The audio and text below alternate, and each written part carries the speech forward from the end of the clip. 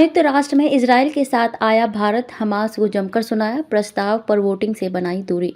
संयुक्त राष्ट्र महासभा ने शुक्रवार को गाजा में इजरायली सेना और हमास आतंकवादियों के बीच संघर्ष पर एक प्रस्ताव पेश किया गया। इस प्रस्ताव का मकसद गाजा में तत्काल, टिकाऊ और निरंतर मानवीय संघर्ष विराम का आह्वान करना था। इस प्रस्ताव पर हुई वोटिंग के बाद यूएन न्यूज सेंटर ने ट्वीट कर कहा कि संयुक्त राष्ट्र महासभा ने मौजूदा गाजा संकट पर नागरिकों की सुरक्षा और कानूनी और मानवीय दायित्वों को कायम रखने पर प्रस्ताव अपना लिया है। इस प्रस्ताव के पक्ष में 120 वोट, विपक्ष में 14 वोट और अनुपस्थितियों की संख्या 45 रही। दरअसल भारत भी उन देशों में शामिल था जिसने इस प्रस्ताव पर मतदान में हिस्सा नहीं लिया, लेकिन चर्चा के दौरान भारत ने खुलकर इजरायल का पक्ष लिया और आतंकवाद की जमकर आलोचना की। जॉर्डन के प्रस्ताव पर कौन कौन से देश रहे अनुपस्थित? संयुक्त राष्ट्र महासभा में इजरायल गाजा विवाद पर यह प्रस्ताव जॉर्डन ने पेश किया था। इस प्रस्ताव पर मतदान से अनुपस्थित रहने वाले 45 देशों में आइसलैंड, भारत, पनामा, लिथुआनिया और ग्रीस शामिल थे। यह प्रस्ताव इजरायल फिलिस्तीन संकट पर संयुक्त राष्ट्र महासभा के आपातकालीन विशेष सत्र के दौरान अपनाया गया था। संयुक्त राष्ट्र महासभा ने गाजा एन्क्लेव के अंदर फंसे नागरिकों के लिए जीवन रक्षक आपूर्ति और सेवाओं के निरंतर, पर्याप्त और निर्बाध पहुंच की भी मांग की। यूएनजीए में मतदान ऐसे समय में हो रहा है जब इजरायल ने गाजा में जमीनी अभियान बढ़ाने की घोषणा की है। भारत ने इजरायल के खिलाफ प्रस्ताव पर क्या कहा? भारत ने जॉर्डन के पेश किए गए इजरायल फिलिस्तीन प्रस्ताव पर दूरी जरूर बनाए रखी, पर आतंकवाद को लेकर हमास पर जमकर निशाना साधा। भारत ने कहा कि वह इजरायल फिलिस्तीन संघर्ष को दूर करने के लिए द्विराष्ट्र समाधान के लिए प्रतिबद्ध है।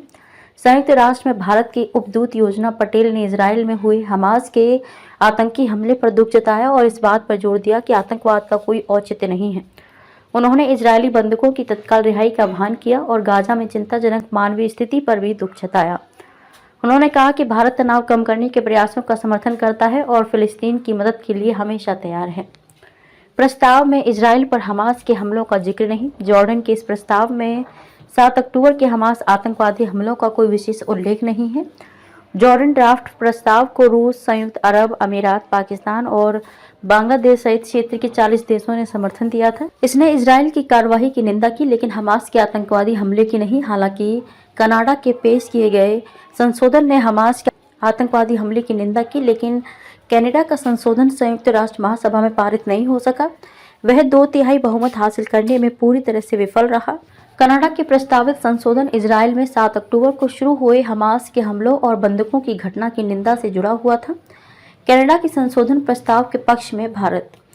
इस बीच संयुक्त राष्ट्र में पाकिस्तान के स्थायी प्रतिनिधि मुनीर अकरम ने कहा कि अगर कनाडा अपने संशोधन में निष्पक्ष रहा तो वह इजरायल के साथ साथ हमास का भी नाम लेने पर सहमत होगा। उन्होंने इस बात पर जोर दिया कि किसी पक्ष का नाम नहीं लेना सबसे अच्छा विकल्प था। उन्होंने कहा कि अगर आपको निष्पक्ष और न्यायसंगत और निष्पक्ष होना है तो इजरायल का नाम भी रखना होगा। मसौदा प्रस्ताव में कनाडा के नेतृत्व वाले संशोधन पर मतदान के दौरान 88 ने संशोधन के पक्ष में मतदान किया, 55 ने संशोधन के खिलाफ मतदान किया और 23 मतदान से अनुपस्थित रहे। संशोधन के पक्ष में मतदान करने वाले देशों में Bharat, Australia, America, Britain, Austria और यूक्रेन शामिल थे। जॉर्डन ने तुरंत युद्ध विराम की जताई आवश्यकता। मतदान से पहले संयुक्त राष्ट्र में जॉर्डन के स्थायी प्रतिनिधि महमूद दैफुल्लाह हमूद ने कहा कि तत्काल युद्ध विराम की तत्काल आवश्यकता को कम करके आंका नहीं जा सकता। उन्होंने इस बात पर भी जोर दिया कि फिलिस्तीनी लोगों की पीड़ा आने वाली पीढ़ियों पर एक स्थायी छाप छोड़ने के लिए नियत है। उन्होंने कहा कि उनके संकल्प का सरल लेकिन महत्वपूर्ण लक्ष्य उसी उद्देश्य से मेल खाता है जिसके लिए संयुक्त राष्ट्र की स्थापना की गई थी: शांति और अंतर्राष्ट्रीय कानून का अनुपालन।